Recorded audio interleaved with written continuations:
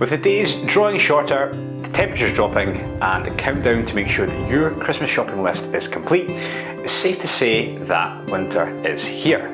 We've put together a few of our top tips to make sure that you are safeguarding your property during the winter months. Make sure that the heating system in your property is working as it should do. This will involve checking all radiators in the property and identifying any that possibly might need bled. Ensure that you and all the other tenants in the property know where the location of the stopcock is. Now, this is vitally important if there's any burst pipes or any leaks to make sure that the water in the property is switched off completely. Check all of the windows and the doors in the property.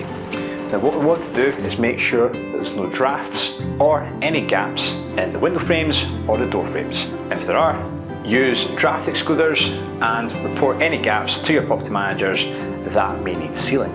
Make sure that you are prepared for the bad weather coming. Now, this will involve having any emergency contact numbers and a plan of action should any emergencies happen in the property. Report any issues to your property manager as soon as possible. In doing so, will prevent any small problems becoming major issues.